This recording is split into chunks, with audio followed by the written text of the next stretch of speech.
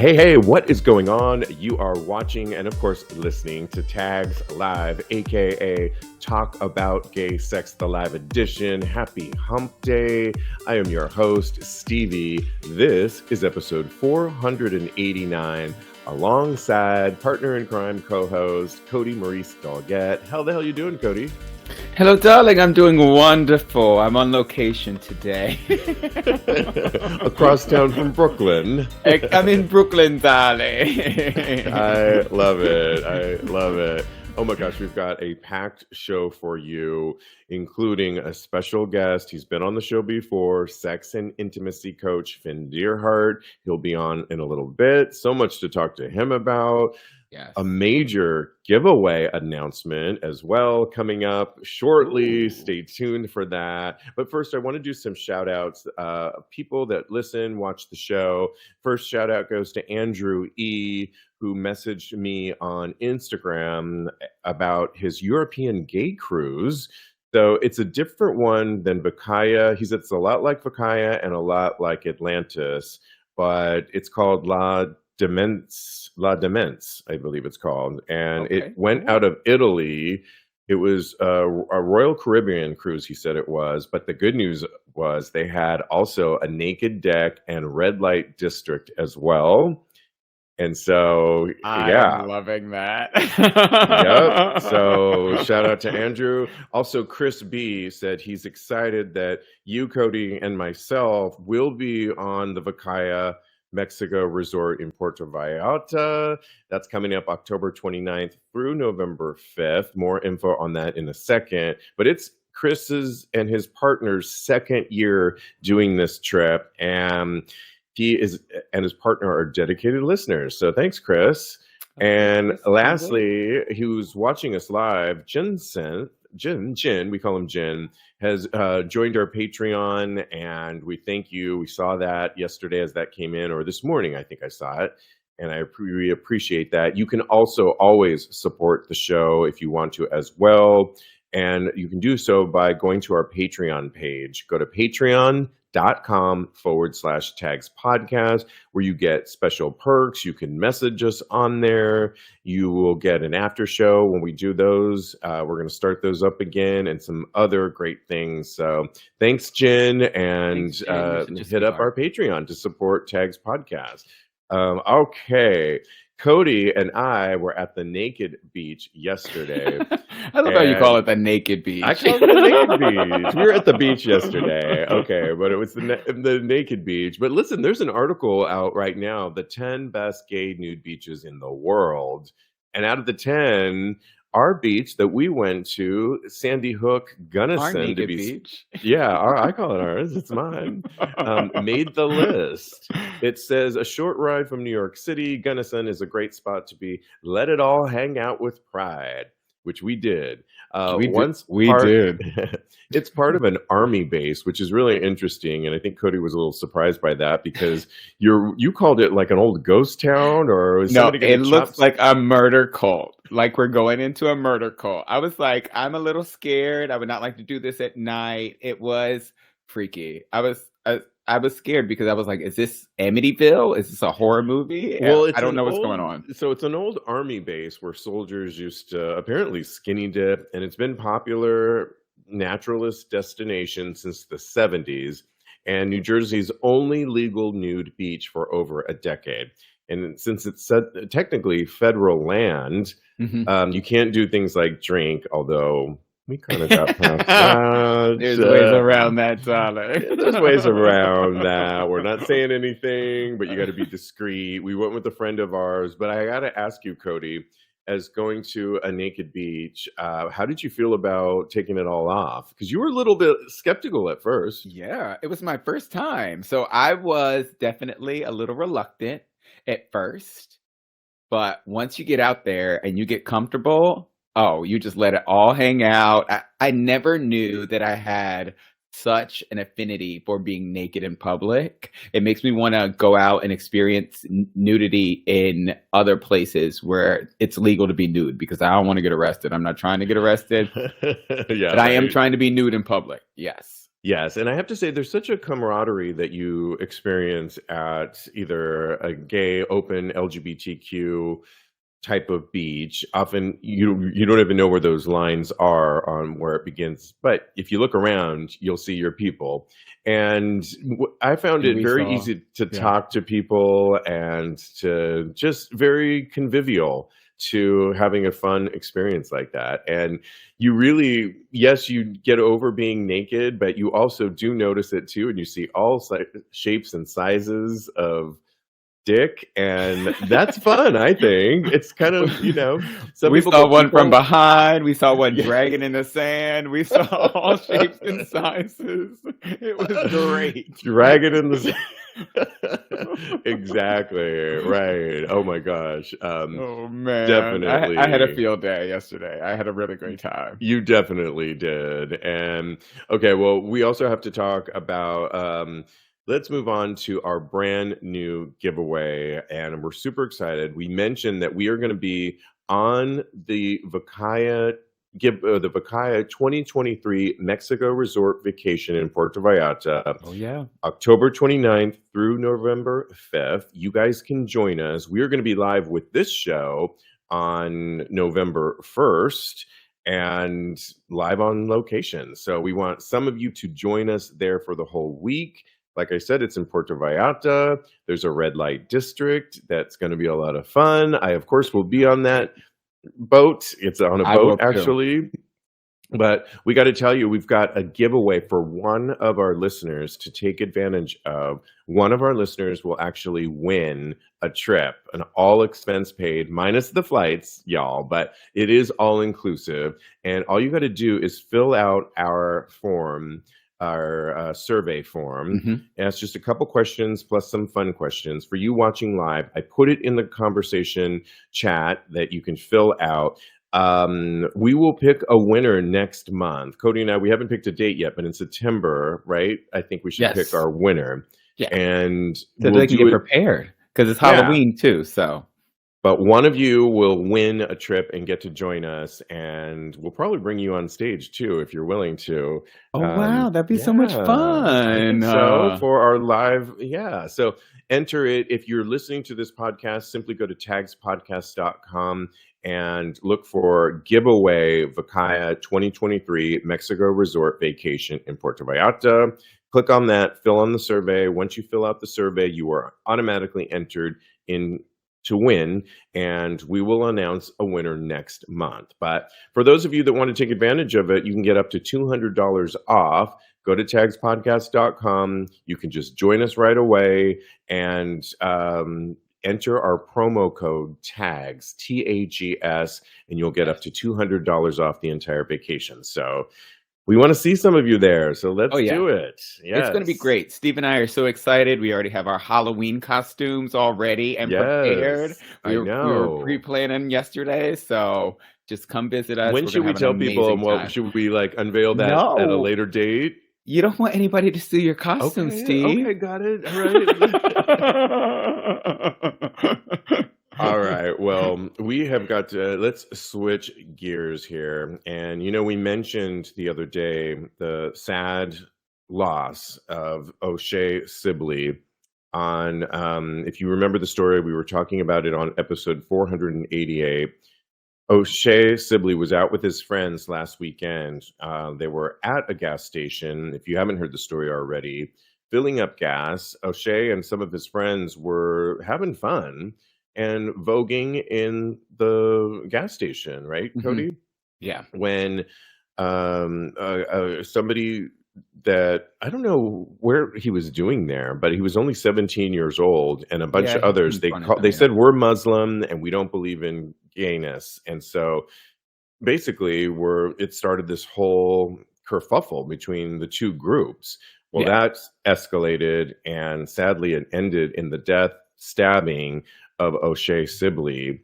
And there's a couple things we wanted to follow up with, but Beyonce actually paid tribute to O'Shea on Tuesday on her website. She's currently on her world tour here in the States right now, but Sibley was stabbed to death, like we told you. And she wrote on her website, actually, Rest in Power, using his Yeah. full name. And because that's essentially what, her new album's all about, right? Yeah. Voguing and all of the music for the new album that she's currently on tour for. So, and it's crazy because the suspect, who police say is only 17 years old, ran from the scene. He's still at large. And so if anybody knows anything, you need to speak up. Watch those videos if you're in the area, in the Brooklyn area or nearby, because we can't have him out there like this. This is just awful. But I know, Kodi, you wanted to mention that there is, if you're here in New York, what did you want to announce? There's a memorial and there's a march starting at the center. The address is 208 West 13th Street in Manhattan between 7th and 8th Avenue. The memorial starts at 6 p.m. We'll start marching at 8 p.m. So if you want to just do the march, come before 8 o'clock and you'll be just fine. And we will march to the pier where O'Shea used to feel the most free. So it's going to be, if you want to vogue, you can vogue your way to the pier, because that was one of his favorite things, to do, dance. And I think I might join you as well. And it's Saturday. I hope so. Yeah. I'm going to try and get as many people as possible. Absolutely. And we should all be doing what we can to make sure that this gets enough attention, because this is happening too often. And I think that this is kind of a turning point, and we really need to do what we can to make sure that it doesn't get buried. Absolutely. So, okay. Switching gears here. There is a festival outside of Berlin in Germany that caught my attention. You're never going to guess why it caught my attention, but it's a massive gay festival.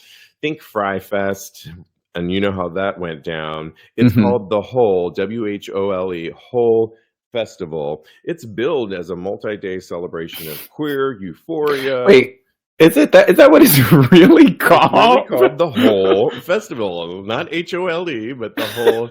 But that's a play on words in a minute, because you're gonna laugh when you hear the story. It's a 3-day event. It included camping, workshops, art installations, and performances from dozens of German and international DJs. And sounds fun, except when I heard this, they actually tried this out for the first time. They created a douching station. You heard me right. A pilot experiment. The organizers wanted to set up an area in which revelers could properly prep themselves for sex, douche themselves. For €5 per visit, partygoers were given a douching attachment for the shower head, and then instructed to clean the shower stall thoroughly before returning the attachment to staff for proper disinfection. Whatever that means, I don't know. But, quote, please. Proper disinfection. Do you trust that? I don't know.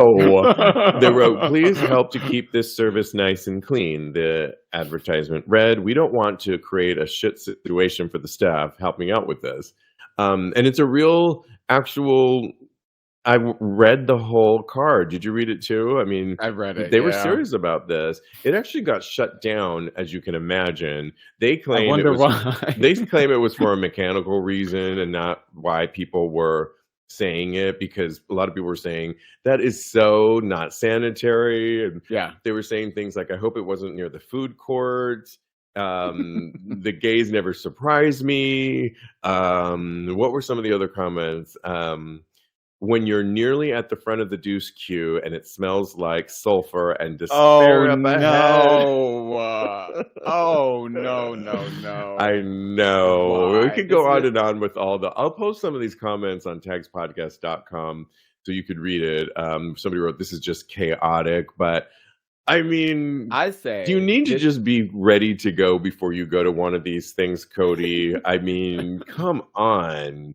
I'm about to write an article on what to pack for a fetish weekend, but this is crazy. You don't douche at the party. No.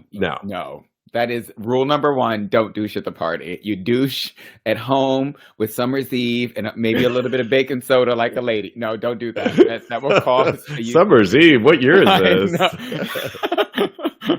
But yeah, this is a shitty mess. literally, and I don't. It's completely unsanitary, and I can't believe they thought that it would be a good idea because I just think that it's really ridiculous. And yeah, no, never, never, never again. So It I'm sounded like it actually was popular too. Like people were actually doing this, and I'm wondering who I want to comes test those people for I don't know what. exactly. I mean, you just go to the party prepared. That's all you do. I mean, Exactly. just go Douche at home prepared. like a lady. Yeah, right. I'm more on this to come. Would you use this station, this douching? Should I Not make a you, but poll? yeah, do a poll and we'll read it at the end, and we'll Okay. ask listeners to take it as well. Would you participate if you were going to this festival?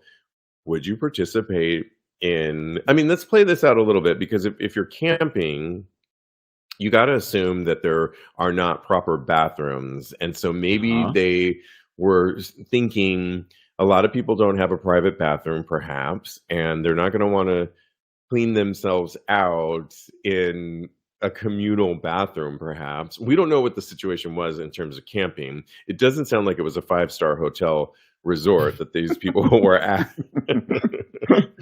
So we know that Not in the slightest. there wasn't a bidet to be had, and I think no. So they were in some ways they were roughing it, but Doug says they lost me at camping douche station. Hell no. Okay, you already answered the question. Yeah, they lost me at camping.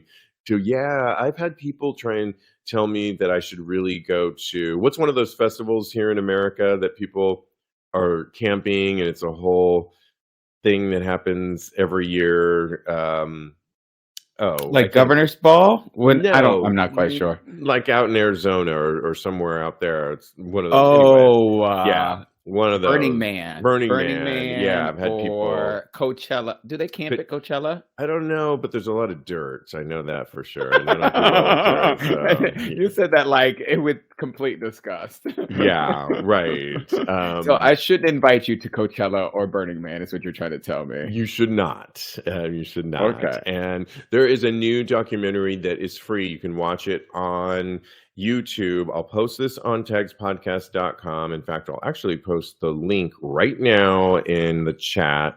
And Teddy Alexis, who often hosts with us, sent it to me. I watched a part of it. What really happens in a gay sauna? LGBTQ+I documentary. It's a British documentary. It's really enlightening in many ways, and in other ways not. The part that I saw was actually a straight guy that has to clean the bathhouse the next day, and Okay. all the things that he sees. And in one scene, he has to go through every single towel and examine it and look for stains and actually spray it. And he's been working there for 6 years. But Yeah, it's I thank him for his service. yeah, exactly. Thank you for your service, mister. Yeah, absolutely. Okay. Take the poll. The poll is live. We have Poll one is more. live, y'all. Yeah. Ginger Minge, who has been on RuPaul's Drag Race. What season, Kodi? Because I know you're a fan. Oh my gosh, she's season 7, actually. I know, and she was on All Stars. Exactly. All Stars 2 and 6. I will have to do a little bit of research, but okay, I'm well, sure pretty good. She made it all the way to the finale on the 7th season and the 6th season of All Stars. Yeah, I was right. Okay, I was completely right. Nice. Well, since she's been on TV, she's been working it. Hustling is her big message. And during this past Pride Month, Minge kicked off her I Am What I Am campaign with the release of her cover and a powerful video for the iconic song I Am What I Am. If you know anything, it comes from La Caja Falls, the musical. She's currently released that song. 100% of the proceeds will go directly to the Drag Defense Fund and the ACLU. Quote, to me, Pride has always been about being proud of your community and trying to uplift them, not about making the money. I've been very blessed with this platform. I've had to turn out an entire campaign that benefits the community. So I love that. And you can currently see Ginger Minge in her new show in P-Town, Provincetown, which is so much fun. I saw her, I believe her first year there, and she's now in her third year, and it's called The Broad's Way. New show, and it's hilarious. You got to see her if you happen to be out there. Do not miss it at all, and maybe download the music too, because so happy about that. Love the glamour toad. She's the best. So she's so talented. I bet her show is so fun. Absolutely. Well, it's time to bring up our very special guest, and I'm talking about sex and intimacy coach Finn Deerhart. Finn, if you want to jump on the stage. So happy to have him here. He's been on the show several times. You may recognize him or have heard him. Sex and intimacy coach Finn Deerhart, and we have some new things that we're going to be talking about. But let's say hi to Hey Finn, how you doing? Here he is. Hey, what's up, fellas? Hello. Thank you so much for having me back on here. I love being here. Oh, we love having you. Yes, absolutely. Fan favorite for sure. Definitely. You guys are fucking awesome. I love what y'all are doing. We have so much to talk to you about, but you send out a newsletter, and one of the things I just wanted to read a little bit, it was entitled something that you wrote called Shining Like Gold, The Weave of Grief and Sex. And I'm just going to read the end of it. I want everybody to, I'll post what you wrote on TAGSPodcast.com, the whole thing, because I want everyone to read it.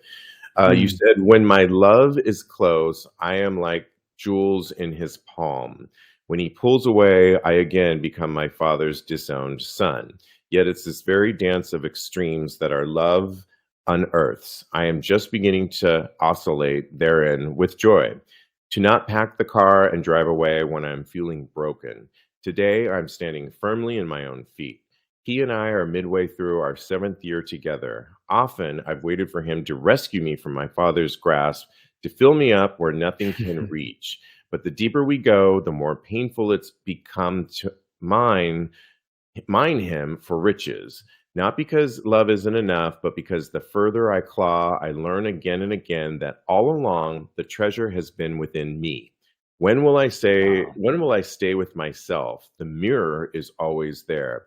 A few nights ago, we were in mid-conflict about sex, the source of nearly all of my conflicts with every significant other I've had ever. I'm beginning to understand what, for me, that really means. And that was so beautifully written. And if you will let people read the beginning of it, but you're actually talking about your father at the beginning and a chest that he had that you asked your grandmother to pull out when you were young.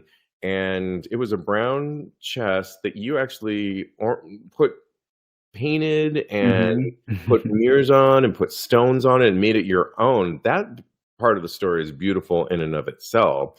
And I have a piece of my father's. It's a shoe, one of those old where you shine your shoes, and I haven't done anything to it. It's there, and I always look at it, and I know my mom wants it back, but it reminds me of my dad, and I'm thinking of making it my own as well, like you did. Can you just talk a little bit about that, and then about your relationship, what you were talking about in what I read? Yeah, I really appreciate you bringing my writing in, but yeah, you fucking dads, dude. Yeah. My father's a fundamentalist minister in Texas. And we won't say his name. We're not sending him, hate mail. He's very, very opposed to gay people, and he's just really difficult to deal with. And we don't really have a relationship anymore.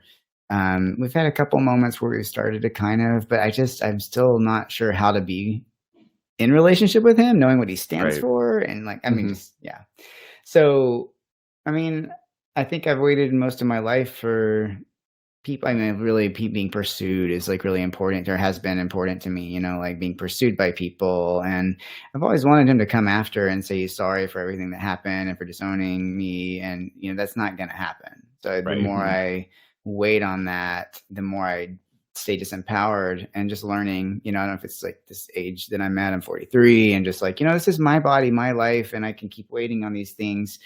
We transfer that onto our boyfriends. Got it. So that's where the ending came. Yeah.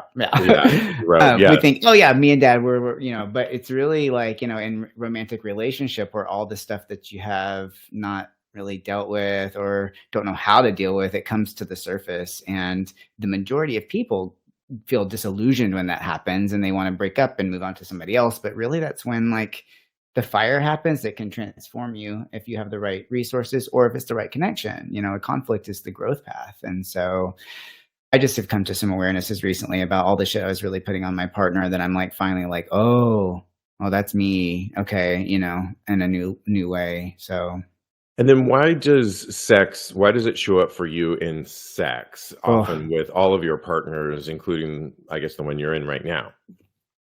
You know, that's for a lot of queer people because sex is such a thing that we identify with, right? It's like a central piece of our identity. Yep. And in some ways, it's a strength. We really bring superpower. It is a superpower. And then it's born Yeah. of pain. It's like, that's the thing, is like it was born of a deep pain and like a severing from many people, from families and from culture, and like fought hard to get there. And it also, for everybody, there's challenges around sex. And a lot of people don't want to talk about that because it's embarrassing, or we have to face humiliation as men to be like, oh yeah, I have fucking issues around sex. And everybody does. Everybody. Yeah. So when you get in a partnership, you know, all the ways that we dodge those feelings of humiliation and like feeling really shitty about ourselves is, you know, in the gay culture, we're like, oh, well, just get yourself another one. You know, you just get, you can like move on. do that. Like, Next. have fun. Yeah. It's Right. just so easy, and it's such an easy trap to fall into. I'm sorry, I didn't mean to interrupt. Go ahead. No, interrupt me, please. Yeah, I mean, and I don't want to even name it as a trap because for a lot of people, it's a necessary route to safety and to have permission to do this thing that you know culture has said we're not supposed to do. You know, and it's both and, right? It's like, well, so we also can limit ourselves and how much we can access from ourselves when we really need a male's validation to feel good about ourselves. And so in relationships, yeah, I mean, even in open relationships, like boyfriends really struggle to kind of come to terms with what they've been through on the way to the relationship, and it all comes back up. Yeah. I mean, it would almost seem like, we're all drawn. I was thinking about this today. We're all drawn to relationships, whether, you know, cisgender, non-binary, I mean, wherever you are on any spectrum, we're all drawn just because of we want relationships and connection. We need But them.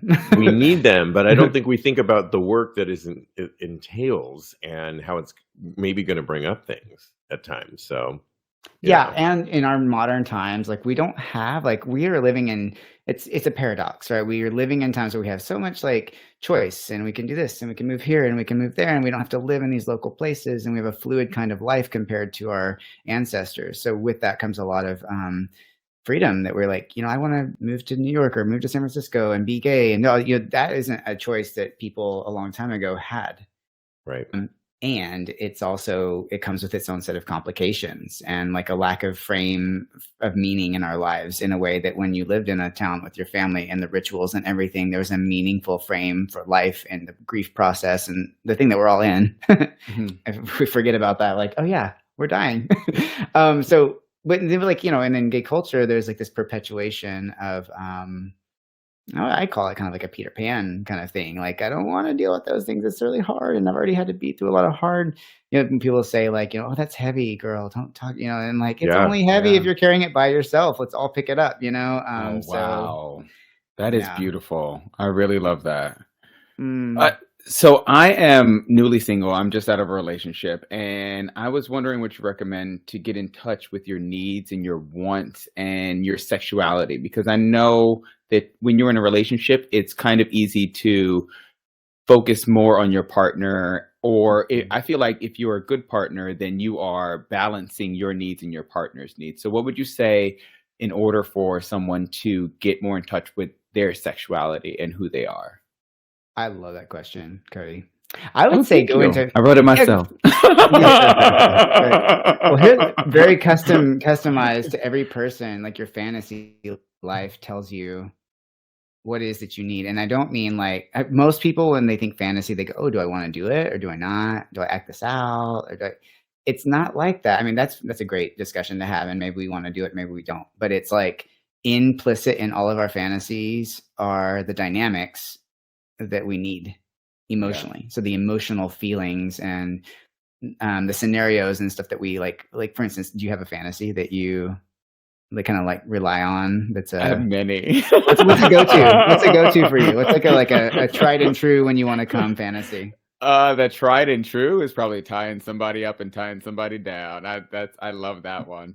Yeah. See that? Okay, so it's something about ropes, yeah, rope Yes. and like the And control. Say more. and the control. I said in an episode previously that I'm a control freak, kind of, sort of. So in giving up control and having that type of control over someone else is kind of it's erotic, basically.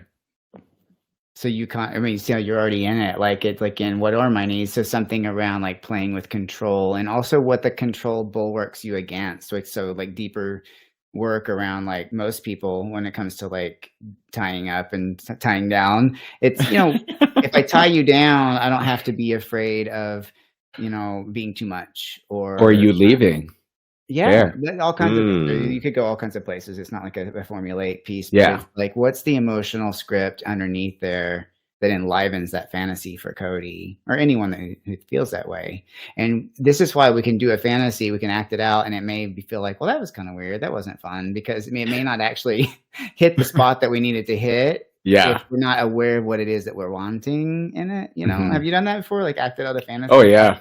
Well, I don't know. I Yes. thought that was going to be really I'm a little disappointed. Because it can feel like acting or not Yeah. real, especially if if someone's new to you, and yeah, it's not your real partner if you do it with a professional. Yeah. Totally, because there's an emotional substrate to all of our fantasies that are like about the dynamics that I need to access feelings. And so we come out of our childhoods feeling guilty and worrisome and a little bit of anxiety around our sexuality, and just different in the ways that we fantasize contains the formulas that we need to overturn all those feelings that would actually inhibit us from feeling pleasure if we were just to be overwhelmed by them. So we change ourselves in our fantasies. We become people that in our daily lives we don't know exactly how to be sometimes. But that can be a growth path because we go, oh, how do I get to be this guy who in my fantasies is whatever, is more expressed, is a little more free, and then that can be really fun. So it's a depth work around like where, in answer to your question, your needs are embedded in the imagery that you hold and that you project onto guys and to yourself. Okay, so explore more about what I fantasize about, basically. Totally. Yeah, cool. Perfect. And we are live, and somebody wrote in based on what we're talking about. What is the difference between Malibu wrote? What is the difference between needing to be in control and being the one with power? Power versus control. Is there a difference? That's a good question. And I would say it's probably different for different people. Because for some people, needing control, I mean, I would say it's a kind of agency, right? Like there's a kind of like, there's a power in being control. And we all have to have control. Right. We say like, but we want to give it up at some point to be able to experience more expression and more freedom. So if someone's trying to take it away from us before we're ready to give it up, that doesn't feel good. But there's a power in having control. There's also a power in letting it go. Yes. There's a power in also recently I've become more comfortable, even with people that I meet and have a connection with, to have a meaningful connection, even if it's just 24 hours. And within that 24 hours, I've been expressing many of my fetishes, and where in the past I wouldn't have done that before. And 9 times out of 10, if the chemistry's right, we do it. And it's a power of releasing my power and expressing a fetish that I have, or even if it's just like connecting and holding each other tight after sex the whole night long, being vulnerable, releasing that power, but also saying what I want as well. Well, are you like in a growth spurt? Like it seems like you're kind of like it's been in a growth spurt recently with those I come in contact with. So yeah, I think. Yeah. Yeah. Don't be shy. I know now all of a sudden. Into it. Yes, I have been. And so I was just relating to that question too, that sometimes power can be relinquishing what you want, which can be very vulnerable and feel like not in control, but actually it can be very powerful in the way you express it. I love what you said, and it just actually brought up for me too, like the vulnerability piece, right? We think of it often, we've been at least socialized to think of it as pitted against power. But there's nothing more powerful to me than not needing to uphold some fucking script around masculinity, just being in your vulnerability. What a power to be like, what a relief from that burden. Yes, You know? But it's so absolutely. difficult. I feel like a lot of people have issues with being vulnerable and actually expressing who they are and what they want out of life to other people. So, yeah. I know. What do you I say think about that, and how can people Yeah. overcome that type of thing? Oh, that's so tough too. Because we think again, like big context, like queer people and everything we've been through, the vicarious trauma, even it's going on now. I mean, there's not like a lot of messaging around you are safe in your body. Mhm. And it takes like being around people who feel like we're, safe with to let our vigilance down. I think noticing when we're like kind of like numb, or noticing when we are overworking, or noticing we're like missing a sense of zeal for life, that's a signal for us to go inward and be like, what do I need to get deeper? Because most of us have these external lives that we live. Mhm. And there's like something's missing. What is that? It's like this, again, I was kind of talking about meaning and frame for life. Like, what's the fucking point if I can't like live into like what wants to come through me and what wants to be touched and contacted? And we all feel that some deep place inside. And, it's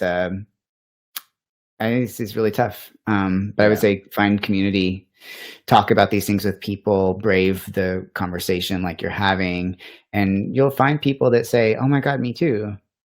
And it's affirming. Yeah.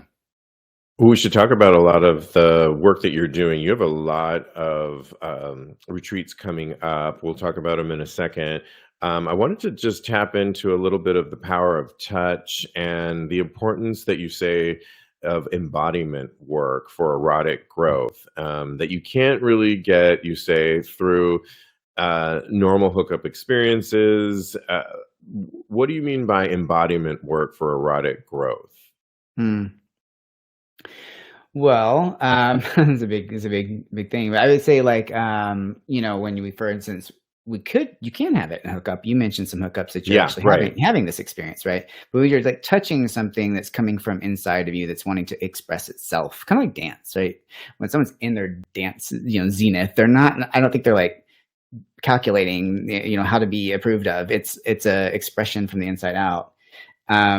And to do that in eroticism, it's, for most of us, it's allowing ourselves to be in contact with and feel places inside of ourselves that we've wanted to abandon because they're scary, or again, like this masculinity. We walk into hookups with a script because it's comfortable, it's familiar, and it can be really fun, and that's great. Mhm. These are not evaluations of that. But it's do I want something deeper? And a lot of men are saying like, yeah, I did that, I've done that so many times, that's really fun, and I'm kind of ready for something that gives me more to chew on, and embodiment work is like, okay, where do I feel that in my body? Where does that take me?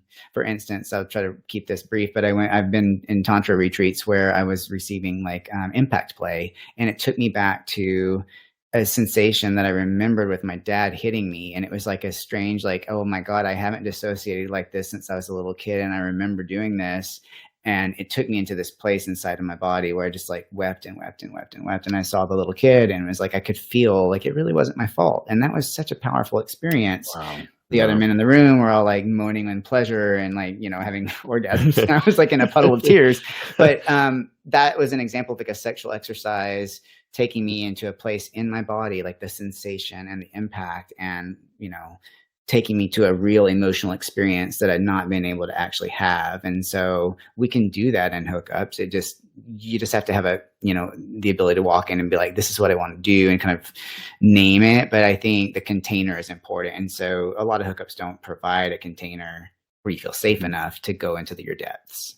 And and in the workshops, which is brilliant, is you can work on some of these things, and then you can take what you learned, the tools that you learned, and then bring them into upcoming relationships or even a hookup. But at least you've done the work, and you did it in a safe space where if you were balled up in a ball, at least you did it in a safe space where, you had support there. Support. Hopefully. Yeah. Yeah, and here's a question. So when you guys check out in sex, like for instance, like everybody has their like, when something's not going right or doesn't feel, I kind of dissociate in my body, or we do what's called spectatoring, watch ourselves from the side of the room, or there's Yes. kind of like this numbness in our genitals, where it's like, I don't really feel this anymore. What's like Yeah. a message from the body that's saying like, hey, what's happening right now is actually not what you really want to be expressing, or there's something that's Exactly. happening. So what if we like slow down and tune into that and like, what is being expressed right now? Like, what is this? For a lot of people, Yeah. it's like, I feel scared, or I feel like he's going to reject me, or wow, this feels so good. I feel really vulnerable. I don't want him to like not want me, or, it's something like that. And It's so funny when you said all that, it brought up when I have been in three ways before, and maybe I just met the other two people, and maybe the last one I was, which was a while ago, the two people, all three of us got into it at the same level of energy, and midway through, two of them started to get more intimate than I was, and I started to feel left out. And so I Okay. excused myself and went to the restroom. And when I came back, they were still, and then I was like, okay, I'm out, because I felt left out, and it was a feeling that I didn't want to ever feel again. And so that's why I've avoided three ways before. Oh, wow. That's so Yeah. interesting. Because I don't want, everyone wants to be the star in your own sexcapade. Honestly, I love this, because you know what you could do, brother, is like you could set up a three-way where you intentionally ask the people to like kind of come and go, and like practice like naming when you're feeling that like, can someone like bring me in, or like, I don't know what you might want. Maybe you want some Right. attention of some kind, like, and practice. Because if you're in a container with guys that care about you and they're like, for sure, dude, we'll do this, you I get like that that. opportunity to expose your nervous system to what's really coming up. But if you're in a, I just met these sexy dudes, and everyone's kind of mystified, like, why did Steve go to the bathroom? It's like, like you don't get the chance to expose it and integrate it, Yeah. And ask I for like what that. you really want. I like that. Yeah. That's so Kodi, did you great. have? I wanted to touch on Tantra Yes. before. I didn't know if we had time, so I wasn't going to ask it, but I Go ahead. definitely We're keeping him want around to. because he was giving us great information. So yeah, here. I want to ask a little bit about Tantra, and how does it differ what is it exactly, and how does it differ for LGBTQ plus people? So great question. Tantra means the weave, and it's, to be honest, it's like, it's such a big thing where people think that there's kind of a mystical power in Tantra, right? I personally don't think that. I think that Tantra's got a lot of amazing embodiment tools. It provides like this set of tools to practice embodiment in sex, and it provides a spiritual framework. So a lot of our sex has been cut off from spirituality. We left childhood, many of us, feeling like something's wrong with me, I'm bad, and we have to do a lot of work. A lot of gay guys are like, I'm never going back to a spiritual thought again, Right. It doesn't mean that we don't long for that kind of in our psyches. We have the desire to have a religiosity of some kind. It doesn't mean religion. It just means like reverence for the sacred. So Tantra provides that for a lot of people. It is different for queer people, I think, because we have to kind of, it's getting better, but we have to reinterpret some of the heteronormative imagery and ways of describing things in how does this work in two guys, penetrating each other, when, the imagery is like the goddess and the god, and the yoni and the lingam, and, they're symbolic, but it is really powerful though, because I do think we need a way to think about spirituality and sexuality together, and that provides a packaged way to do that. Does that answer your question? Yeah, and it makes me want to explore it even more. Now, it's awesome. Yeah, and no shade on Tantra. I love Tantra. I just think now, just like with all the different spiritual insights in the world, we keep evolving and changing, and I want it to update to like where we are now on the planet, Yeah. So it doesn't have this whole mysticism that like, oh, I don't know what that is, and let me just leave it over there. But you did a great job explaining it. I think I love that. We had a question though from Malibu asked the question, what is the difference between needing to be, do random hookups deteriorate our ability to connect sexually? Sexually and emotionally. Yeah. It's a great question. I'd say it depends on the person, right? Like it's going to be, the answer would be as unique as is the person that's experiencing it. So they can, if our hookups are our strategy to not look at ourselves deeply, right? If that's what we're doing so that we don't have to like look at the deeper stuff. But for another person, hookups could be a way of establishing like permission and freedom, or a way to practice with many different like, reflection points. And so it Right. just kind of depends on the person. I'd say like what's motivating the desire, you know? I like Wow. that. I love that And too. yeah, we had Cody and I at our meeting found this Reddit thread that we were like, we have to read this to Finn, and they wrote, partners put greater emphasis on sex than I do, and says he always feels rejected, even though I think we have regular sex. Regular sex, according to the writer, is 1 to 3 times a week. We have been together for 3 years. My definition of sex is anything with the intention of getting the other person off. His definition is penetration. If we don't have penetrative sex, he perceives it as we didn't have sex. It's not a numbers game, but it's like he's tallying how much sex we have. When we don't have sex, it doesn't mean that we are not being affectionate or intimate, but those acts don't seem to be as meaningful to him. How can we compromise? This just seemed like something that a lot of couples go through, that after a period of I went through time. it. Okay, yeah, maybe share a Yeah. little bit about yours, because Me everyone's sex too. level is not always on the same. What do you have to say to that when you find yourself in this conundrum? Yeah, it's a great question. I mean, it's every relationship has some sort of desire discrepancy. Even if there's a period of time in which everyone's like on the same wave and it comes and goes, and then sometimes it's just like we're in an asymmetrical experience. But what this question, I love this question, like the experience of rejection. It's like he's managing his fear of rejection by needing this person to respond to him sexually. And the deeper work for him is to manage that fear of rejection himself and name what he needs and wants. And they both have a different understanding of what sex actually is. So they have different scripts that they're waiting for the other to enact. Different blueprints, right? Yeah, but there's a whole realm of possibility between them. They just have to kind of be willing to look at the scripts that we hold inside of ourselves are not only what make us excited, but they're also like our comfort zone and the ways that we keep a sense of safety. So it sounds like outside of that safety, he feels like it's like if I'm afraid of being rejected and I have to have my partner respond to me a specific number of times a week, that actually puts me in a position where the contingency is on my partner to make me feel good about myself. Wow. And that's not necessarily, even though maybe the sex might be pleasurable sometimes when they have it, or many times, but that's not like the basis of their sex. Is more about validating that need and keeping him from falling into the pit of self-rejection. But pleasure, for pleasure's sake, that could be all kinds of things. And a lot of couples have to relearn all this stuff. And like, well, what if I don't have the scripts available? What if I do have to just ask for what I want? And then it's like, but people are like, I don't want to, or if I have to ask for it, it doesn't really matter. Like, that's all our personal shit that we have to work through. Wow. Do you work with couples? Just real quick to follow up. Okay. Yeah, I love working with couples to see their eyys go, I'm lying to myself. I'm like, yes, Are you looking at my eyes when you said that? Because I am like the entire time you're talking. So thank you so much for this. Oh, thank you, brother. Oh, it's also like I've been through a lot of this shit and I still am. You know what I mean? Like, yeah. Did you ever follow up, Kodi? I did. I wanted to know about.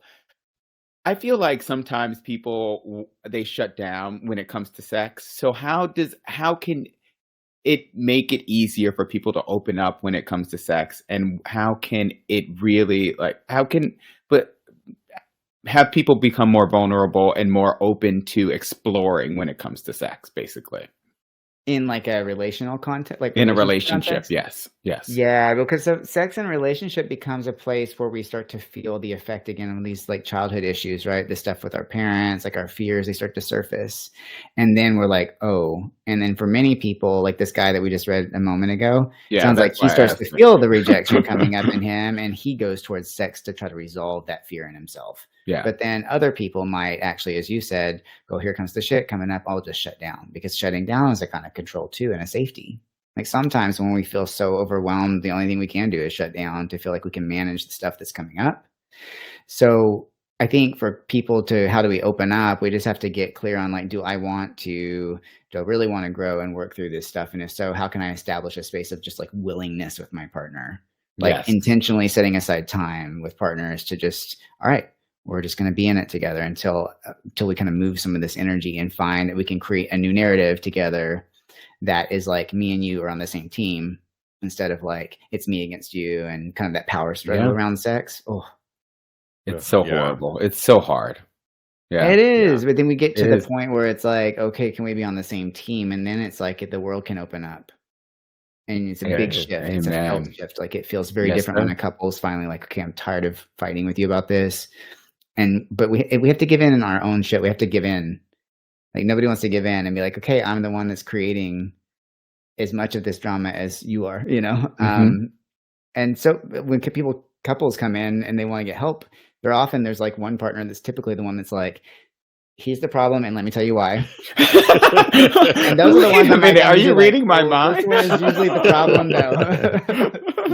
I could see that happening. Yeah. Okay. Well, one of them, it was their idea to see you. Thank you for reading me. Yeah. Right.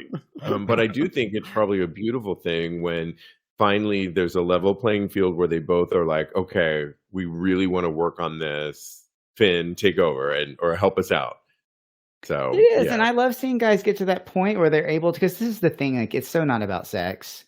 I want to see guys be able to like break down. It's like, I love that men put so much energy into appearing strong, right? But then like the strength that it's like comes from like being like willing to be okay with like confronting our own sense of rejection, being okay with like confronting our fears, and then that's like a different level of strong. And seeing guys take responsibility for their emotions finally. It's such a big. I love it. I'm like, oh, there take responsibility for their emotions. Oh. Finally, amen. That needs to be printed out, put everywhere. Right. I love that. Real quick, before we let you go, we want to talk about your upcoming retreats. I know people can go to Finn Deerhart.com. I'll put that in. But what's in the calendar right now that people can look forward to? Okay, yeah. So there's a little mini retreat that's happening in Los Angeles, September 29th through October 1st with Court Vox. You know Court? Yes. Yeah. Yes. Yeah. So that's a little 2-day event, and then there's an event I'm really excited about. It's a little bit further out. It's in October 21st through the 27th, and it's called the Tantra Coach Training Program. Teaching with Jason Tantra, and it's designed for people who want to learn how to hold space with eroticism for others. So like practitioners that like might do like erotic massage, or they, even if you're just not a practitioner at all, but you just want to learn how to like, how can I enter into a sexual situation and kind of be, it's like kind of like an erotic power, right? Like to like open up the space for the other to step in and to like access something that's more transcendent with each other, be able to listen more deeply to what this person might need. So I'm really excited about that one. That's the one I really want to do at some point. Yeah. Do it. Oh my God. Yeah, do it. I know. I want to go too. Yes. I hope it's just not, what's the dates again? It may coincide with we're supposed to be in Mexico but what's the dates again on that one? October 21st through the 27th. Yeah, unfortunately, it's when it's right around that time. Oh, wait, actually, it's before. It's right before. And where is it? It's in San Diego. Okay, Kodi, are we doing this before we? We might have to. Okay, we're gonna list all this information. You've told me about this before, and I really want to tap into that, even as a practitioner myself. So yeah, I think I might join this because I would love it, brother. Yeah, and it's so like to kind of like learn how to be a sacred intimate. I mean, we're not marketing it in that way because of like legality and all the things around like sex work and the gray areas, but. There are a lot of people that are doing like massage and want tools to be like, let me take this person deeper. I could jack you off, or I could jack you off and like, touch your soul. Hey, I like that. They go to the whole festival that we've been talking about. Yeah, exactly. I love it. Okay. Do you want to stick around for our final segment? It's a total, it's called Thirst Trap. I think you played it before with us. I'm putting it in the chat area, and it's our job every week by Straight Up Gay Porn to pick who got your fancy and why. And typically this is an audio podcast, so you have to kind of vividly describe. We'll go first because I'll let Kodi go first because he's had a chance to look at it. Kodi, who do you pick and why? Can you go first? Okay, yes, I can go first. The one that I picked, there was a couple of them that got my fancy, but the ultimate one was Romeo Got D. Or if you look at his Twitter, Romeo Got Dick. And I think what was really cool is, in addition, he has his hand out. He looks Latino. He's inviting you into his chair. His not chair, actually. It's a sling. that's really hot, and he has a beautiful bush, Kodi, which I'm always joking about you and your bush. You saw it on Tuesday. So. Beautiful cocoa skin. I love the tats, and I watched a little bit more. I cheated and I watched more of his Twitter. And I want to get in that sling. Is essentially what I want to do and be his next. I don't know, be his next victim, but we'll go with that. You go ahead and say it. Say it. Say it. Say it. Yeah, exactly. Growth spurt. Yeah. Am I supposed to click this link? Yeah, click the link. We'll let Kodi go next. Yeah, I'll go now. Okay. So first of all, I want to say, see. Oh, wow. I was going to say, can I have all of them in my bed so I can test them all? I told you this was an about conversation we had, but I know Finn can do this. Yeah, of course I'll do this.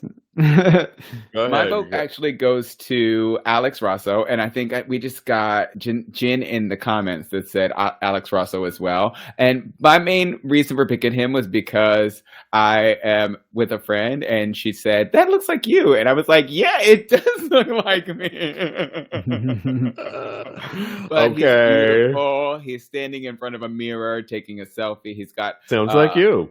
A white tee he picked up, and he's got the dick of death. It's like almost to the floor. So. Ego death, right? So yeah, that's my pick for the week. Yeah. Okay, so I love this ginger guy. This is gonna be so fun. We just gotta take in the moment that Finn's doing this because I love it. I love it. So I love this dude with his arms behind his head. I don't know who his name is, but he's got tattoos. The ginger guy. He's got his arm posted up behind his head, and I was like Horse Long Adam. Weird. Horse Long Adam. He's hot. He's sexy. Yeah, I like his. Yeah, I like his tattoos. I like his cock. I like the way that he's fit, but not super manicured fit. I love his tats. He was my runner-up, Finn, and when I went to his Twitter account, if you click any of those, it takes you to their Twitter account, and he's all about being a ginger dom, and he talks in that, I know you want that ginger dom dick in your face, and he says stuff like that, and I was like, okay, well, I do. He was my runner-up. I do want the ginger dong. Right now. I live. I'm not sure he's in your neck of the woods right now, but if he responds to this, we will. Yeah, exactly. Doug says Elijah Zane, please. Jen, like you said, Kodi says Alex Rosso as well. Thank you for playing. You guys can play at home as well. This will be on TAGSPodcast.com, episode 489. People should follow you, Finn, on where? List all of it. Now. Please follow. So FinnDeerhart.com. That's FINNDEERHART.com. And there you can link to my other stuff. But one of the things I would love people to follow if they're interested in more of my creative writing would be my Substack. You can link to it off of my website. You just go to the Work With Me tab, and in that there's writing and speaking, and you can find Finn's creative writing. But if you want to go directly to it, it's FinnDeerhart.substack.com. We'll list all of this on TAGSPodcast.com, episode 489. And Finn, thank you, as always. Very enlightening, and you're a beautiful soul, and we appreciate you. So thank you. Thank you, guys. You guys are fucking rocking. I love what you're doing and making these conversations available to people and just combating the nature of what we were talking about tonight, permission and establishing. Conversation. Thank you. Thank you so much. So the poll, I want to go to the poll really quick. Go to the poll. Everybody said 100% no, it sounds like a shitty situation. I think 100%. Yeah. Thanks for voting on that. You can follow Kodi on Instagram. He's a life coach at KMD Coaching, or his personal account at Mr. Maurice. Mr. Maurice. Follow me on Instagram. I am _Steve V. Follow the website, TAGSPodcast.com, and enter to get a giveaway to Vacaya's 2023 Mexico Resort Vacation in Puerto Vallarta from October 29th through November 5th. And one lucky winner will win a trip, but you can also get up to $200 off by using our promo code Tags, TAGS. All the information is on TAGSPodcast.com. And in the meantime, continue having hot gay sex. Yes, lovely.